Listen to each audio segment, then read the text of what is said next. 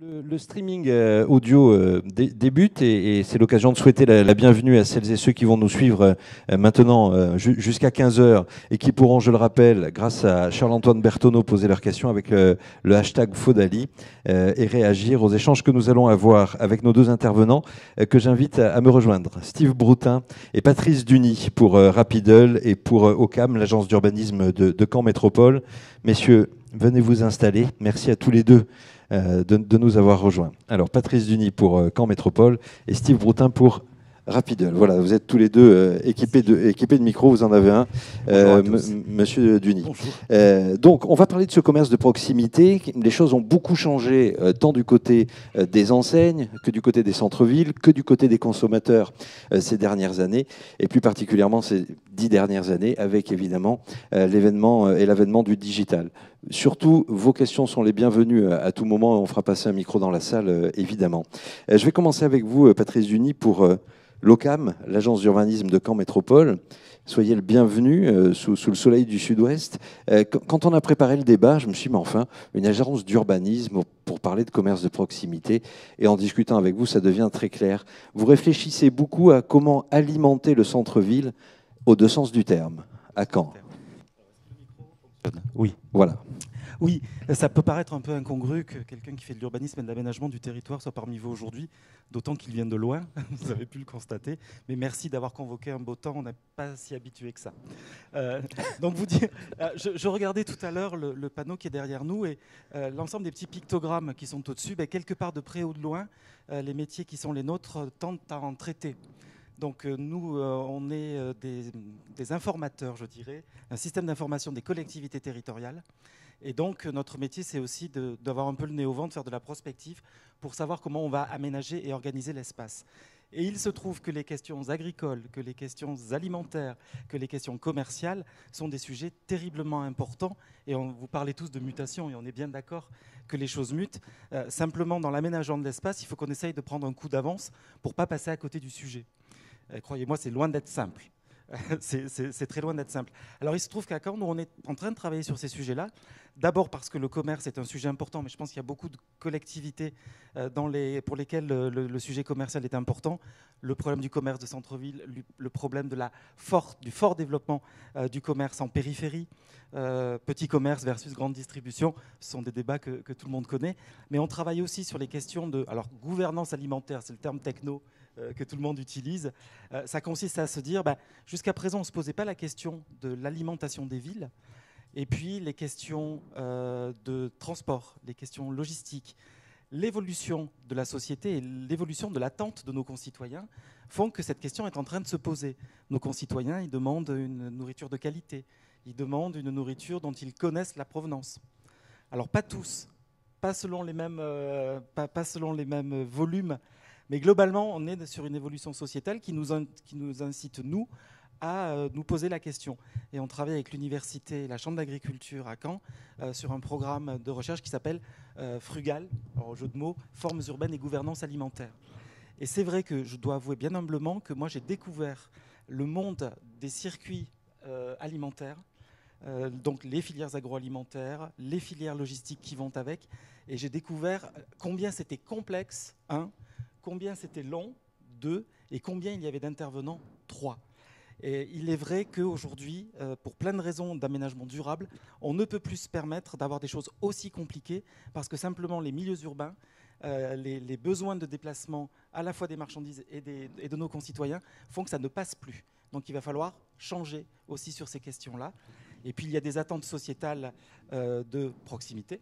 Et la question du commerce de proximité est une question importante, sauf que nous sommes tous, nos concitoyens et nous-mêmes, un peu contradictoires.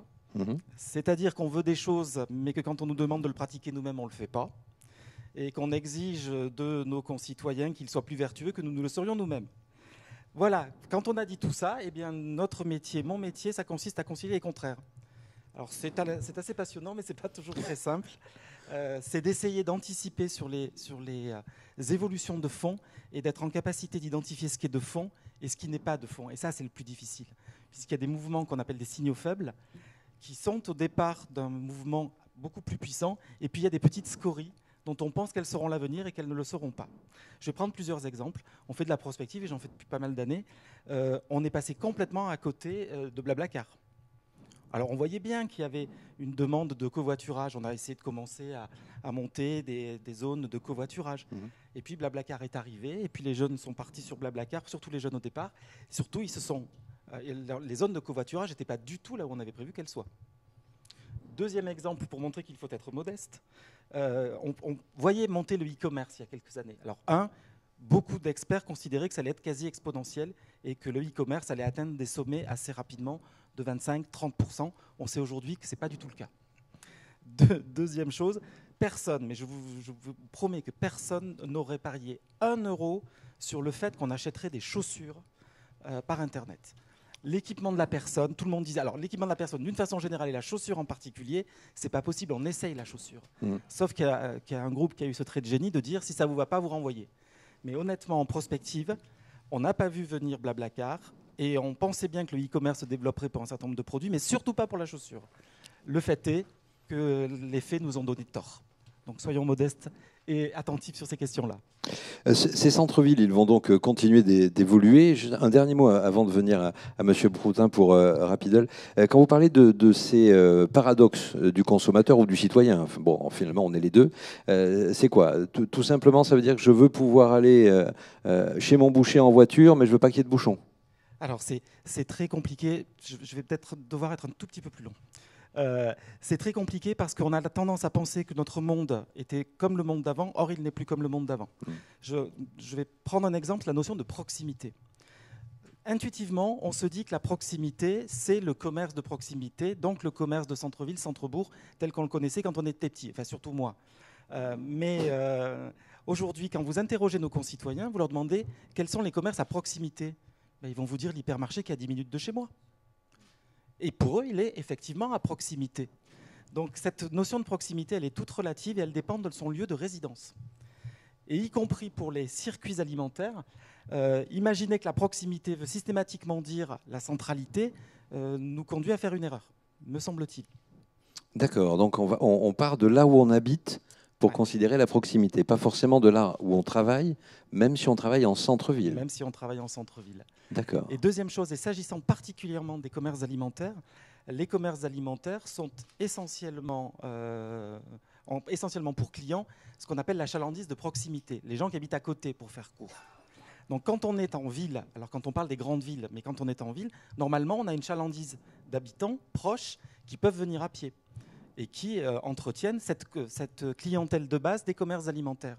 Sauf qu'il y a un mouvement de fond en France, particulièrement dans les villes petites et moyennes, un peu moins dans les très grandes villes, qui est la baisse drastique du nombre d'habitants en centre-ville. Pas uniquement lié à la désaffection ou à un développement de la vacance des logements, non, il y a de moins en moins d'habitants dans chacun des logements, des ménages de plus en plus petits. Ce qui fait que ce qui permettait à ces commerces de vivre une chalandise importante à proximité s'est réduit comme peau de chagrin.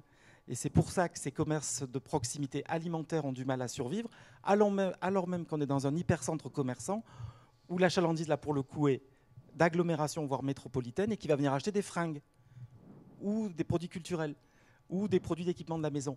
En revanche, pour des raisons pratiques, parce que ça peut être lourd, parce que ce sont des denrées périssables, on vient assez peu de loin faire ses courses alimentaires en centre-ville, à une exception près, un truc complètement has-been, archaïque en diable, qui s'appelle le marché. Et ça, mystère, il y a quelque chose d'anthropologique dans le marché. Oui. On est au-delà de l'expérience de l'achat, on est dans un moment de sociabilité que tous les humains aiment. Et c'est historique. Oui, et on va sans doute en reparler, mais si la grande distribution recrée un sentiment de marché à l'intérieur des grandes surfaces, c'est évidemment pas pour rien. Je rappelle aux internautes qui nous suivent avec le streaming audio qu'ils posent leurs questions avec le hashtag Faudali, et Charles-Antoine Berthoneau de Triple C s'en fera l'écho tout à l'heure. Bien sûr, on va revenir vers vous, Patrice Duny, mais d'abord, Steve Broutin. Alors, si vous vous demandez comment ça se prononce l'entreprise, moi je me souviens parce qu'il me l'a dit, c'est comme Google, donc c'est Rapidel. Donc vous êtes le cofondateur, Steve Broutin, merci d'être venu jusqu'à nous. Alors on se pose des questions sur la pérennité, le succès, le dynamisme des commerçants de centre-ville, mais quand ils ont du succès, faut-il qu'ils puissent le gérer? Et c'est là que vous intervenez. Tout à fait, tout à fait. Alors nous, le concept est parti il y a maintenant pratiquement 16 mois d'une expérience personnelle qui est mon impatience à attendre dans les files d'attente quand je vais voir mon boulanger ou mon boucher à 100 mètres de chez moi. Et puis de voir ces consommateurs qui sont un peu schizophrènes, on en parlait tout à l'heure avant le débat, et qui en effet sont prêts à attendre, mais pas tant que ça, sont prêts à prendre des risques, mais pas tant que ça. Enfin bref, une vraie schizophrénie du consommateur. Donc on a développé une solution qui en fait va permettre de rapprocher le commerçant de son consommateur, qui est de plus en plus connecté, impatient, pressé, exigeant, avec une solution qui va tout simplement permettre à un consommateur de commander, de payer sur Internet et de dire voilà, je viendrai dans mon commerce à telle heure, tel jour chercher mon paquet. Et de l'autre côté, du côté du commerçant, un dispositif qui va lui permettre de préparer la commande, de la tenir à disposition et de permettre à ce consommateur pressé, exigeant, d'éviter la file d'attente, voire de ne pas se garer, parce qu'il y a des problématiques d'accessibilité en cœur de centre-ville, et de pouvoir se mettre en warning, d'aller chercher son paquet très vite et de le retirer et de pouvoir faire ses courses. Nous, on fait le pari du commerce de proximité. On ne travaille pas avec les grands. Moi, j'ai travaillé très longtemps au développement de la commande en ligne pour la restauration rapide et pour un grand fabricant de café. Le consommateur est le même. Celui qui va chez Nespresso et celui qui va chez son boucher, il a le même comportement. Il n'aime pas attendre 40 minutes pour un sandwich. Ça, c'est une réalité. 30% des clients, aujourd'hui, des consommateurs, déclarent renoncer à acheter quand ils voient une file d'attente de plus de 10 personnes. Et c'est même pire que ça. C'est que même quand on voit 4 personnes, si je fais un petit auditoire là et que je dis qui est-ce qui aime attendre 10 minutes pour aller acheter un steak haché, je pense qu'on n'est pas nombreux à dire qu'on adore ça. Alors on nous oppose souvent la sociabilité, on nous oppose souvent le manque de contact, sauf que le midi, quand j'ai 22 minutes en moyenne pour déjeuner, je n'ai pas le temps de parler derrière ou de parler devant. Ce que je veux, c'est manger vite ou profiter de ma pause déjeuner. Donc nous, on fait le pari du commerce de proximité. Aujourd'hui, on est en très fort développement. On était 2 il y a un an, on est 14. On sera 22 d'ici la fin de l'année. Et il y a une vraie appétence du commerce qui a compris les enjeux en fait de la digitalisation, mais surtout la digitalisation utile. C'est-à-dire que ce n'est pas juste je mets un produit en ligne. Si je mets un produit, je peux l'acheter, venir le chercher, avec un lien durable entre le client et le commerce. Donc voilà un petit peu ce qu'on fait, avec une offre clé en main, globale pour les commerçants, puisqu'on sait qu'un commerçant n'a pas le temps, il n'est pas structuré, il n'a pas de direction marketing, il n'a pas de direction métier, il est obligé d'avoir des solutions qui sont plug and play, prêts à consommer. Donc on vient avec une solution technique, une solution d'accompagnement, une solution marketing, toute la base de données qui est créée, les clients qui s'inscrivent, on les aide à les traiter, à les dynamiser, à faire du parrainage, à faire des opérations de marketing, de fidélité, pour les faire rentrer en fait dans cette dynamique-là. Et ça fonctionne aujourd'hui. Aujourd'hui, ça fonctionne. Est-ce qu'on risque d'être un peu cruel? Je peux dire que si vous ne me faites pas gagner des clients, mais vous allez peut-être me prouver le contraire, au moins vous m'évitez d'en perdre. C'est exactement le point ça. de départ. Exactement ça. On a aujourd'hui plusieurs typologies de commerce. On est très fortement implanté dans l'alimentaire. Et on sait de toute façon qu'il y a des moments de rush dans la journée où si vous n'êtes pas capable de servir rapidement, vous perdez vos clients. Typiquement, midi 14h, si vous n'êtes pas capable de servir 200 personnes qui arrivent, vous les perdez. Et la statistique de Wiser qui a été donnée en novembre 2016, elle est claire, c'est 30% de perte. Et nous, on le constate, ça, c'est irrémédiable. La boucherie, par exemple, c'est plutôt le week-end. Vous avez à Montélimar un boucher, c'est 1h45 d'attente pour aller chercher ses côtes de porc. Je peux vous dire qu'il n'y a pas grand monde qui supporte. Donc, il met des mécaniques en place, il embauche du personnel, mais avec toutes les problématiques d'embauche sociale qui vont autour. Donc là, il a mis en place un système qui permet de commander, de retirer sans attendre. Et les clients reviennent. Vous connaissiez Patrice Uni, Rapidol ou pas? Non, pas encore. Je ne connaissais pas. En revanche, le principe du click and collect ouais. est quelque chose dont j'avais entendu parler et qu'on regarde avec attention, parce que derrière, pour l'aménagement de l'espace et le fonctionnement des villes, il y a la notion de la logistique. Et vous savez que c'est une galère innommable que d'alimenter les centres-villes en marchandises et en denrées. Vous avez tout le problème des livraisons qui posent des problèmes à la fois techniques et puis de cohabitation avec les habitants du centre. Enfin, donc l'idée qui consiste à faire en sorte qu'on déconnecte en fait le magasin de la livraison peut être quelque chose qui nous intéresse beaucoup. C'est de dire, à la limite, je vais commander, parce qu'on peut faire l'inverse aussi. C'est de dire, je vais commander dans tel magasin, mais je collecte le produit ailleurs. Je pense que c'est réversible. Donc ces questions de l'utilisation du numérique pour fluidifier en fait les questions logistiques qui embêtent tout le monde, c'est un vrai progrès. Ce qu'on voit d'une façon générale sur le commerce de centre-ville aujourd'hui, c'est qu'il y a des innovations assez fabuleuses et des choses qui sont en train de naître, parce qu'il y a cette recherche de proximité, c'est vrai. Il y a aussi quelque chose d'important qui est la recherche de qualité. Et j'ai tendance à dire que le commerce qui n'est pas la grande distribution, ne s'en sortira que sur, ça a été évoqué par la jeune fille sur le pitch. Clémence Durieux du Bon Gustave. Voilà, Ouais. cette question d'expérience client. Quand on interroge aujourd'hui les spécialistes du commerce, ils nous disent on ne sait pas trop comment ça va évoluer.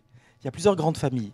Il y a ce qu'on appelle le commerce de précision. Chaque client doit être traité avec tous les égards dus à son rang. Il doit recevoir du conseil.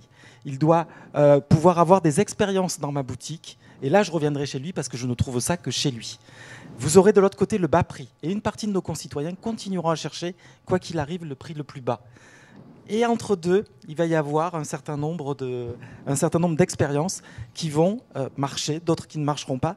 En tout cas, je crois, et les Faudali en est l'expression, il faut vraiment faire preuve d'imagination et d'innovation, parce que le commerce tel que nous le connaissions ne sera pas celui que nous connaîtrons, même s'il y a des pesanteurs historiques, notamment le marché, qui resteront, à mon sens, quasi éternellement. Alors je demande à Patrice Duny s'il vous connaissez, je dis l'inverse. Est-ce que vous, de votre expérience du commerce, vous le disiez dans la restauration rapide ou la distribution de café et au travers de Rapidol depuis quelque temps, l'idée que les urbanistes réfléchissent à toutes ces problématiques-là, c'est nouveau, c'est connu, c'est encourageant. Est-ce que ça marche ? En tout cas, nous, on le vit chez Rapidol, on le vit très, très fortement depuis quelques mois. On est sollicité par l'ensemble des chambres de commerce pour monter des plateformes qui permettraient à des commerces de proximité de s'unir et de proposer une expérience client de click and collect. Dans la ville de Périgueux, par exemple, la CCI pourrait envisager de regrouper un certain nombre de commerces. On parlait tout à l'heure des associations de commerçants, mais c'est assez difficile pour nous, petites entreprises, d'aller voir les associations de commerçants. Mais en tout cas, il y a une volonté politique en ce moment qui est en train de se dessiner parce qu'il y a une disparition programmée, en tout cas inéluctable en ce moment, du commerce de proximité. Nous, on les voit. On a à Saverne une cliente qui s'est équipée de l'outil Rapidol. La ville a décidé de faire une zone piétonne. Depuis qu'elle a une zone piétonne, les gens ne veulent plus faire 300 mètres pour se garer au parking et elle a perdu 40% de son trafic. Et donc, avec la solution de Click and Collect, ça se dit les gens vont au moins venir, se mettre en warning, retirer rapidement et j'espère reconquérir ces clients. Donc, il y a une vraie... En fait, le commerce est en train de s'allier en fait à la vie politique au sens cité. Et il y a vraiment quelque chose qui est en train de se passer. Est-ce que vous avez des premières questions, soit dans la salle, soit Charles Bertoneau de Triple C avec le hashtag Faudali. Dans la salle, est-ce que vous avez une première question? Alors, ne bougez pas, monsieur. Si, parce qu'il y a des gens qui nous écoutent sur Internet. Combien coûte la prestation? Voilà, qui vont pas nous attendre. Alors, pour un commerce de proximité. Alors, nous, on regarde en fait en fonction. Alors, une fourchette au moins, si c'est possible. La fourchette, elle est entre 59 € par mois et 220 € par mois. À 59 € par mois, vous avez un système qui va vous permettre de vendre vos produits et d'avoir la mécanique. Et à 220 € par mois, on vous accompagne, puisqu'en fait, la plupart de nos clients, ce qu'ils cherchent, c'est une solution de click and collect, mais c'est surtout de l'accompagnement. On a très très rapidement, quand on équipe une boulangerie, un boucher, quel qu'il soit, 30% des clients qui basculent, qui s'inscrivent. C'est-à-dire qu'on a leur nom, leur prénom, leur mail et leur numéro de téléphone. On a de la donnée. Et ces données, très rapidement, on enclenche des processus de fidélisation, de parrainage qui vont nous permettre de les doubler, de les tripler et de développer en fait le potentiel client. C'est là où il est l'enjeu. C'est pas long. La commande en ligne, c'est important. L'usage, c'est important. Gagner du temps, c'est important. Mais c'est derrière de créer un lien dynamique et pérenne entre le consommateur et sa donnée et le commerce de proximité. Donc, est-ce que vous faites un lien avec le site de vente en ligne? Ah oui, bien sûr, on va sur Facebook, on va sur Twitter, on les emmène quand ils ne l'ont pas. S'ils ont un site de vente en ligne avec de la livraison, nous on est vraiment sur un créneau, enfin sur une dynamique qui est j'achète, je retire en magasin. On n'est pas sur la livraison, même si on a le module livraison, on n'y va pas pour l'instant parce qu'il y a des acteurs qui sont déjà présents et sur lesquels on se dit qu'on n'a pas forcément beaucoup de chances de gagner. Donc voilà, mais on est sur la je commande et je retire, et je commande et je mange sur place. On est sur ces deux créneaux. Et je pense que vous pourrez laisser une carte à monsieur oui, tout à fait. à l'issue de la discussion. Est-ce que vous avez une autre question pour l'instant? On va aller faire un tour sur Internet avec le hashtag Faudali. Charles-Antoine Bertoneau, que se dit-il, que se passe-t-il? Alors, sur le web, donc en direct sur le site de Faudali et aussi sur Twitter avec le hashtag Faudali, il y a des remarques principalement sur cette question en fait, du lien social qui serait cherché avant tout dans ces services de proximité. Et puis une question notamment sur la digitalisation. Et que fait-on pour les seniors qui ne sont pas toujours digitaux? Alors, il y a effectivement beaucoup de choses. Donc, de ce qui est du lien social, jusqu'où on est attiré par le lien social pour supporter les désagréments de prendre sa voiture pour aller au centre-ville, d'être dans ce bouchon, de payer le parking. Jusqu'où on est prêt à supporter tout cela pour avoir ce fameux lien social que l'on cherche encore. Tant mieux. Alors, oui. Honnêtement, je ne sais pas. Mais ce qu'on sait confusément, c'est que selon le lieu où on va faire ses courses, on va attendre des choses différentes. Donc c'est vrai, on parle singulièrement de commerce alimentaire, qu'aujourd'hui, les éléments de centralité ne sont pas les plus adaptés à l'alimentaire. C'est plutôt l'achat d'impulsion. C'est-à-dire on voit des vitrines, on va se balader, on va avoir ce qu'on appelle de façon très techno une expérience urbaine de l'acte d'achat. C'est-à-dire que je vais me balader en centre-ville sans vraiment forcément savoir ce que je vais acheter et je vais bénéficier du choix et bénéficier de l'ambiance urbaine. Si je dois aller acheter un truc précis, genre un lave-linge de telle marque avec telle dimension, je n'irai jamais en centre-ville. Donc c'est pourquoi je disais que ces espaces centraux doivent se spécialiser dans l'approche client. C'est vraiment ça, y compris d'ailleurs pour l'alimentaire. Il faut offrir quelque chose de plus que le grand étal d'un hypermarché.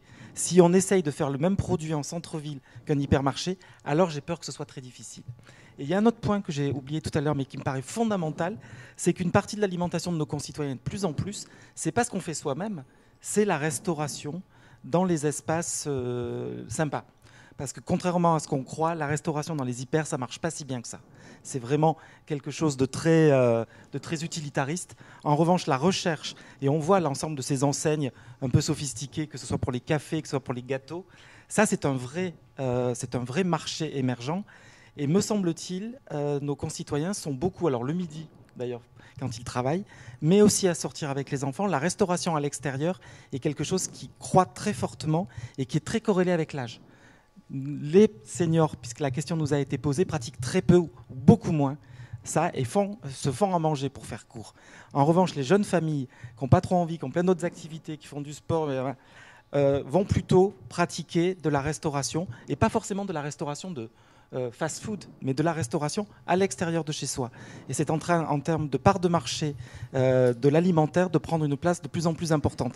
Et ça, il y a un vrai coup à jouer pour les espaces les plus attractifs au plan urbain. On va revenir sur les seniors dans un instant, mais je voudrais entendre Rapidol sur le lien social, parce que si je me fais l'avocat du diable, alors je passe plus une demi-heure dans la file d'attente à discuter avec celui qui est devant, celui qui est derrière, je prends juste la poche, donc je discute plus avec mon commerçant. Est-ce que je dois vous dire que vous tuez le lien social chez Rapidol? Alors, on peut en partie dire cela. La commande en ligne ne concerne pas 100% des consommateurs. Nous, aujourd'hui, on travaille sur 30%, 40% des consommateurs qui vont régulièrement dans un commerce. Ce qu'on constate, c'est quoi? C'est que le lien social, c'est super joli, mais encore une fois, comme je le disais tout à l'heure, la moyenne de pause déjeuner en France, c'est 22 minutes. 22 minutes. Quand vous avez 22 minutes, que vous mettez 5 minutes pour descendre du bureau, vous mettez 5 minutes pour revenir, que vous avez globalement donc 10 minutes pour manger, sincèrement, lien social, vous n'avez pas trop le temps, quoi. En plus, vous avez la vendeuse qui est stressée parce qu'elle doit faire passer 10 personnes le plus vite possible, parce que l'enjeu, elle, c'est de faire du chiffre d'affaires. Donc tout ça fait que le lien social n'existe pas. Par contre, on a un effet qui est bénéfique, que personne ne voit, enfin en tout cas qu'on commence à voir, c'est l'augmentation du panier moyen. En commande en ligne, on est 40% supérieur à en boutique. D'accord. Et ça, donc on perd du lien social. Peut-être, et encore moi j'ai un doute sincèrement parce que je pense qu'il n'y en a pas pendant les périodes de rush. Alors peut-être sur le marché, alors je rebondis juste sur une chose qui est assez rigolote qui se passe en ce moment nous chez Rapidol, c'est qu'on a un appel par jour de food truck marché pour s'équiper de commandes en ligne. Alors pourquoi? Pas pour des gens de notre génération, mais parce que les jeunes qui ont 30 ans, qui veulent aller chercher du bon, passer 10 minutes chez le poissonnier, puis 15 minutes ou 10 minutes de file d'attente chez le boucher, puis 10 minutes... ça les insupporte. Donc les food trucks marchés commencent à se poser la question de dire est-ce qu'on ne pourrait pas avoir la possibilité de faire de la commande en ligne pour une catégorie de la population, pas pour tout le monde. Il y en aura pour tout le monde. Ceux qui voudront faire 20 minutes de queue pour aller chercher le steak haché, ils le feront. Mais le jeune qui a 22 ans, qui veut aller au marché, mais qui ne veut pas passer une heure à attendre, il pourra commander en ligne et quand même profiter du bon. Elle est bien, votre génération, hein, il ne faut pas... un mot sur les seniors, justement avec vous, Monsieur Broutin d'abord, et c'est ce qui se dit sur le hashtag Fodali, et Charles-Antoine Berthenot le disait, c'est vrai, tout le monde n'est pas digitalisé au-delà d'un certain âge. Est-ce que vous constatez cela, ou à contrario, vous voyez émerger quelque chose au niveau Alors, de nous, dans les certaines tranches d'âge. statistiques qu'on a, 75% des utilisateurs, c'est en dessous de 46 ans. On en a 25 au-dessus, mais on ne sait pas quoi. On ne sait pas combien précisément. On sait qu'on a quelques clients qui ont la soixantaine, parce qu'aujourd'hui, 60-70 ans, alors je ne sais pas si c'est des seniors, mais en tout cas, on n'est pas si âgé que ça et tout le monde est équipé d'un smartphone. Il y a quand même 41 millions de smartphones, donc on a quand même de quoi faire. On a un papy qui a 82 ans, qui commande ce fils à l'apéro tous les samedis en ligne. On en a un, on a identifié. Qui commence quoi, pardon? Sa fille à l'apéro. Ah Tous oui, les samedis, d'accord. il veut être sûr. Alors lui, c'est pas pour éviter la file d'attente, parce Ouais. qu'il pourrait la commander. Il veut être sûr d'avoir le produit qu'il Il veut préfère. être sûr de l'avoir. En fait, on a ce deuxième phénomène, c'est je gagne du temps, enfin en tout cas j'évite la file d'attente, mais aussi je commande, et ça c'est une tendance qui est en train de s'accélérer, le jeudi, vendredi, mon gâteau, ou en tout cas ma commande pour être sûr de l'avoir. Sur les seniors, Patrice Junip, c'est vrai qu'on va parler de mobilité au bout d'un moment, alors pas pour votre génération, mais pour celle d'après. On va parler de mobilité, on va parler d'accessibilité. Ça aussi, les agences d'urbanisme doivent plus que le prendre en compte pour que les seniors qui ont un pouvoir d'achat puissent quand même continuer d'accéder au commerce de centre-ville. Oui.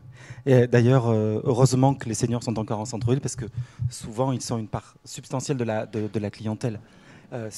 Il y a d'ailleurs un retour pour partie de gens d'un certain âge vers les centralités, justement pour bénéficier de cette proximité et pour bénéficier aussi du lien social quand on est un peu seul.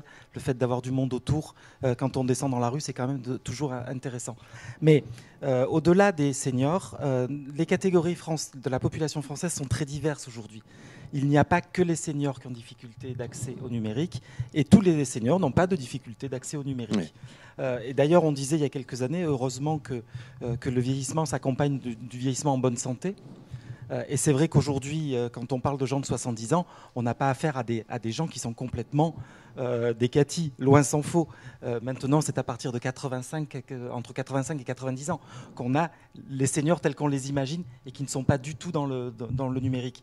Mais jusqu'à 80 ans aujourd'hui, et a fortiori dans les années à venir, le numérique va être, particulièrement chez ceux qui ont à peu près pratiqué ça au plan professionnel, va perdurer. Et certains sont d'ailleurs très au point sur ces questions-là. Charles-Antoine Berthoneau, merci de prêter le micro à monsieur qui est juste à votre droite et qui voulait poser une question. Soyez le bienvenu, monsieur. Bonjour, donc Édouard Barkehausen, conseiller en développement commercial. J'avais une question par rapport, je suis assez étonné sur ce que vous dites, monsieur Denis, sur le recul des commerces de proximité alimentaire en centre-ville. Pourtant, donc, les données sur le PGC montrent que le circuit proxy est le deuxième contributeur à la croissance, avec le e-commerce. Et donc extrêmement dynamique, avec un nombre de magasins qui s'ouvrent, notamment sous les grandes enseignes, mais une dynamique très forte, que ce soit dans les grosses villes ou dans les villes plus restreintes. Alors, c'est dans les grosses villes. Alors, ça dépend ce que vous appelez villes plus restreintes, parce que le milieu urbain français est très divers. Aujourd'hui, vous avez les grandes villes et les métropoles où globalement on a une forte population avec des revenus élevés dans les zones centrales, et là on a un vrai retour, y compris de la grande distribution, vers des petites surfaces de proximité, parce que les ménages sont plus petits et que donc le caddie périphérique ne correspond plus à leurs attentes, et ils ont en plus les moyens de se payer un peu plus cher. Donc ça, c'est le milieu urbain des très grandes villes. Vous avez après les villes qu'on va qualifier de moyennes, mais moyennes hautes, dans des agglomérations qui sont aux environs de 200 000 habitants. Ce que vous dites là est encore vrai.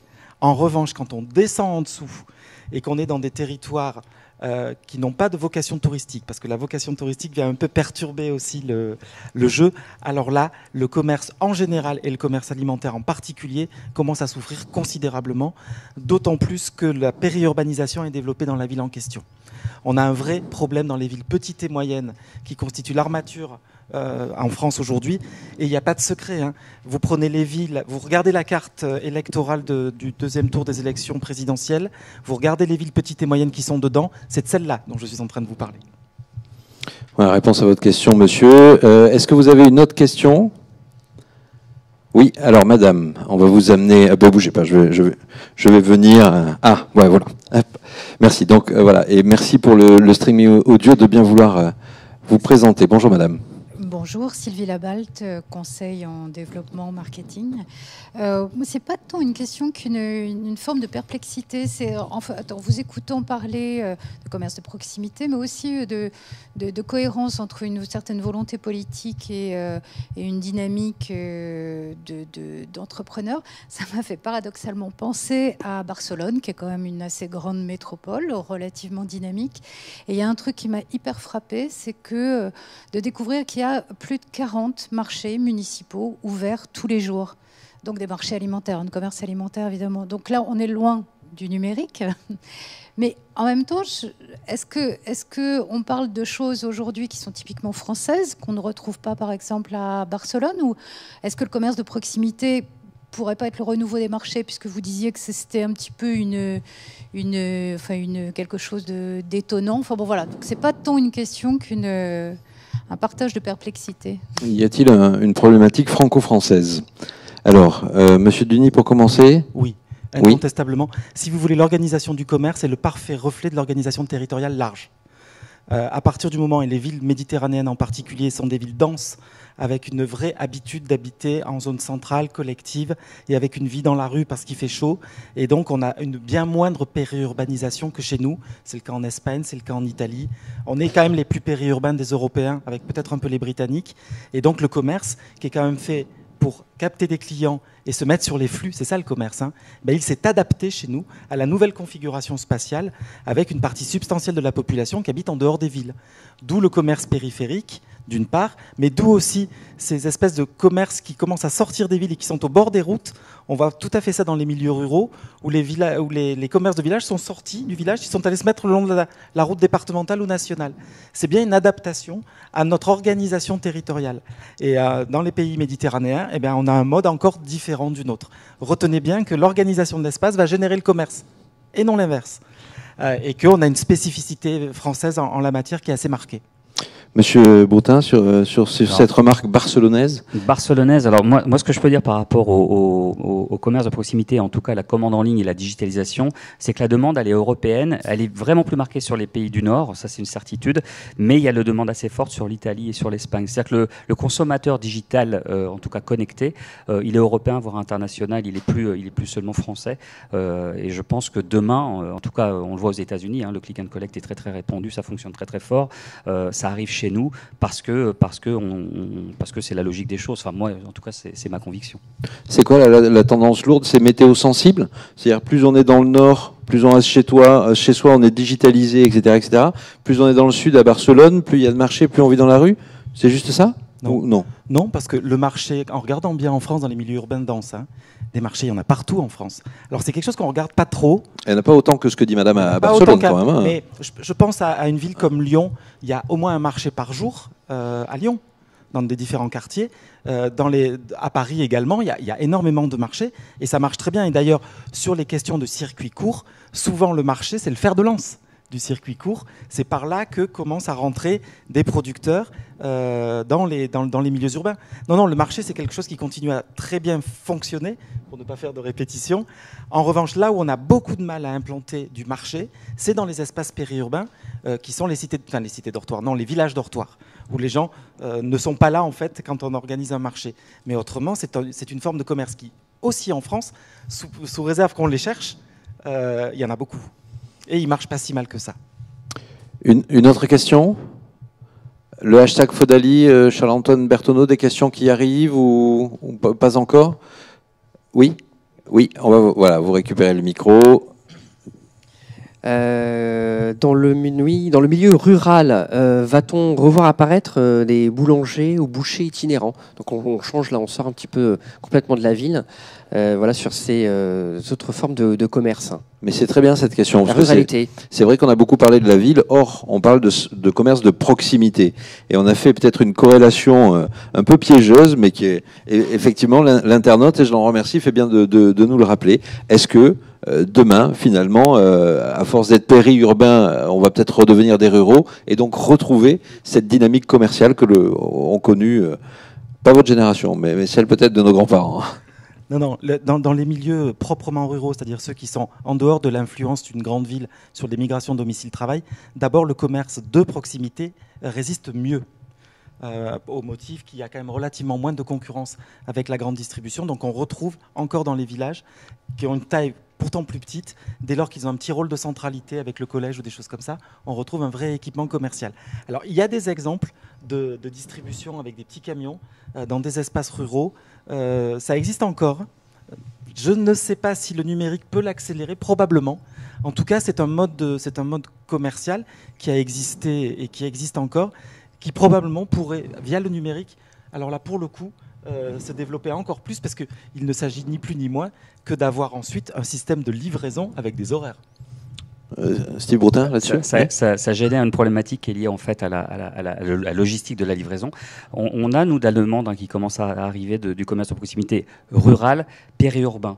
En fait, le constat, il est simple, c'est que la personne qui part de son domicile le matin pour aller travailler en centre-ville, le soir, elle pourrait aller dans sa boulangerie de village, sauf qu'elle se fait aspirer par des enseignes qui sont très bien organisées sur des lieux stratégiques en sortie de ville et qui, en fait, captent les flux sortants.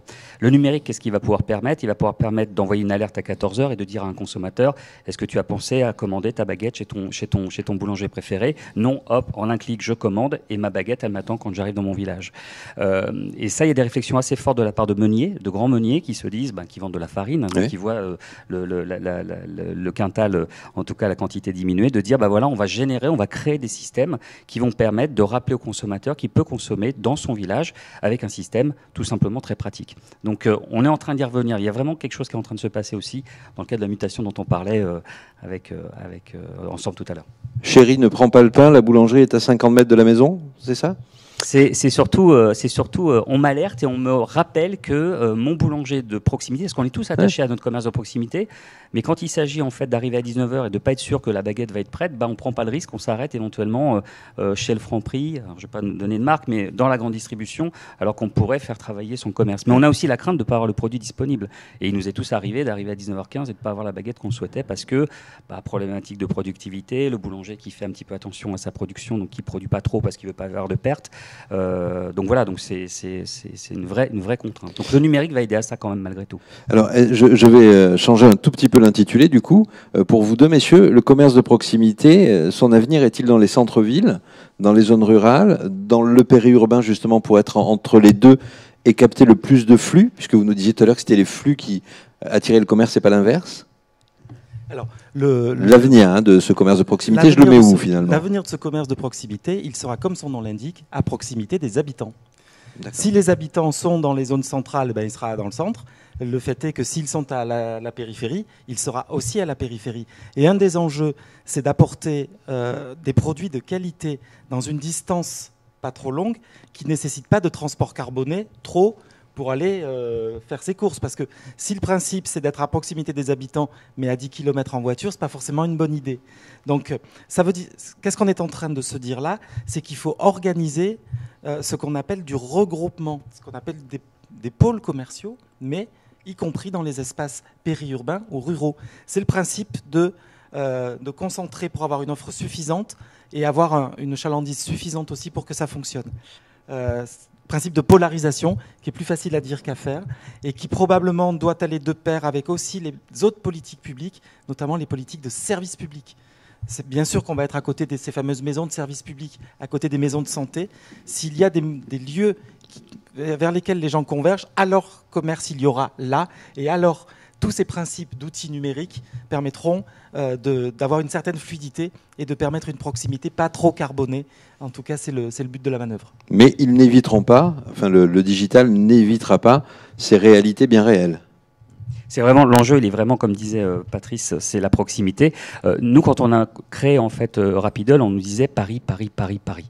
Et en fait, les boulangeries, les commerces qui marchent le mieux sont en province et en périurbain. Ils sont pas cœur de centre-ville. Alors, on a 2-3 gros faiseurs sur Paris, mais notre première boulangerie, elle est à Balma, 16 km de Toulouse. La deuxième, elle est à Cholet. La troisième, elle est à Beaupréau. Je vous donne des noms, mais donc c'est pas forcément. Beaupréau, c'est quoi? C'est rural, c'est périurbain? C'est une petite ville. C'est une petite ville, mais ça veut dire c'est combien d'habitants à peu près? 8000. 8000. D'accord. Mais en fait, on a des exemples en fait où nous, quand on va voir en fait un commerce, parfois on se dit oh là là là là, il va s'équiper d'un système de commande en ligne, mais ça marchera jamais.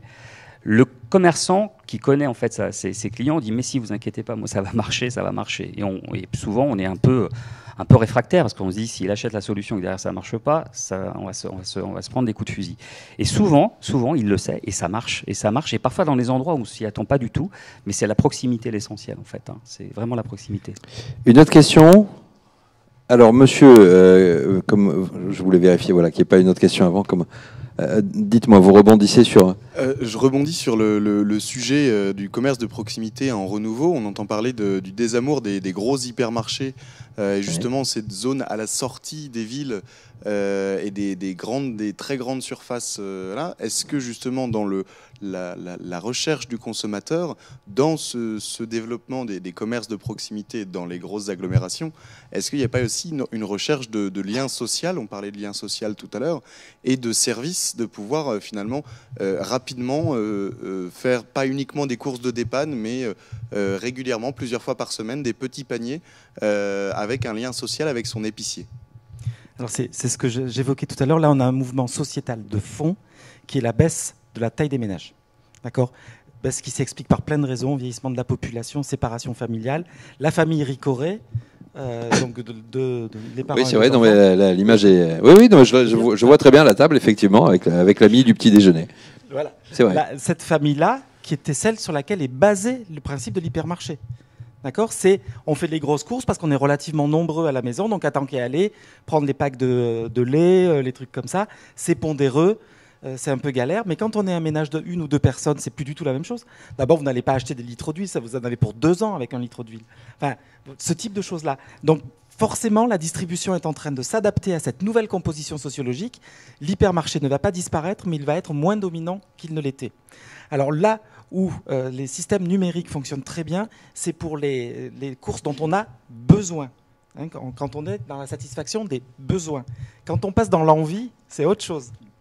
D'accord ? Donc tous ces éléments-là, où vous avez besoin d'acheter des denrées alimentaires, vous avez besoin d'un certain nombre de produits, cela, l'hypermarché, ça devient une corvée.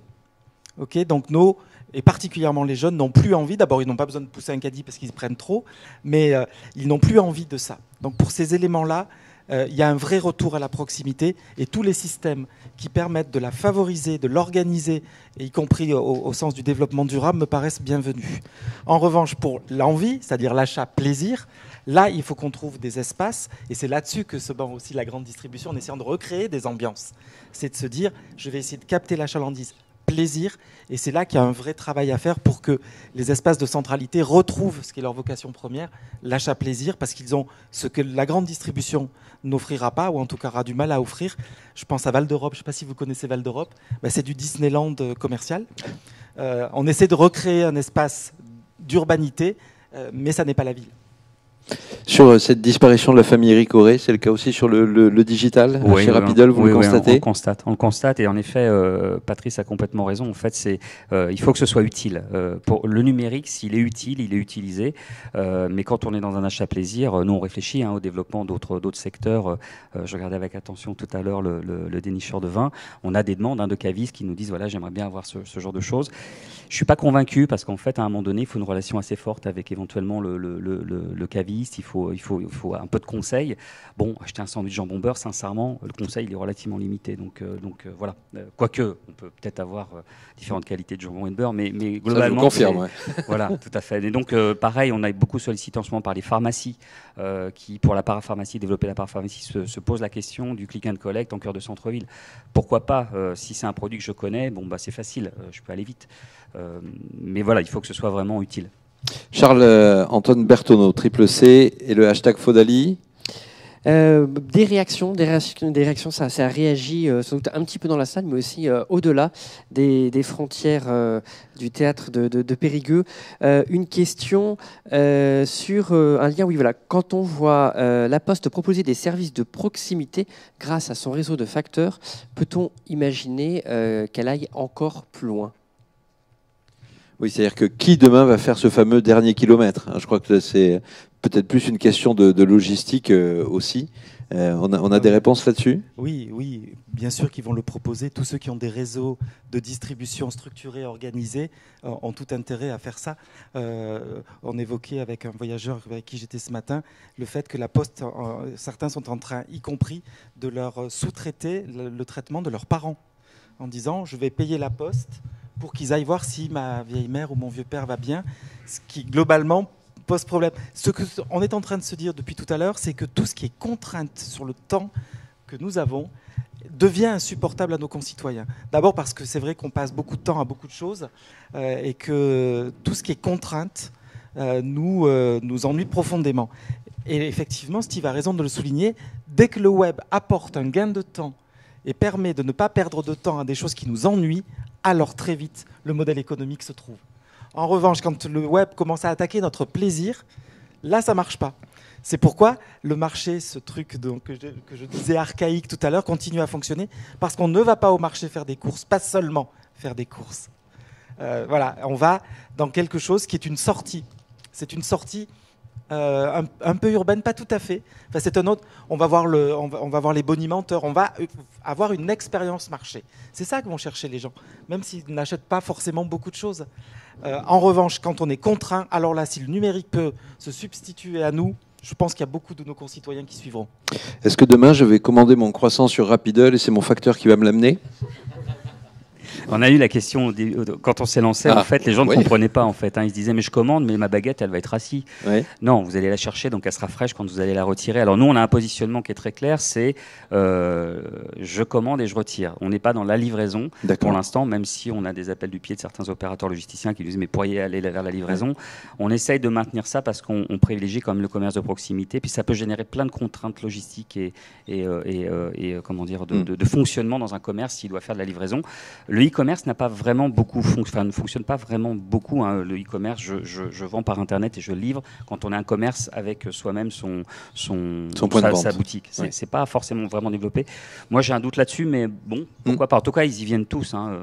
La livraison est vraiment la Poste. De toute façon, il faut bien qu'elle replace aussi les facteurs avec moins de courrier. Il faut bien en faire quelque chose des facteurs aussi. C'est un autre débat. Avant l'exercice traditionnel de prospective, messieurs, je vais vous préparer. Est-ce que vous avez une question pour ou Rapideul ou Acan? Là, non, pas pour l'instant.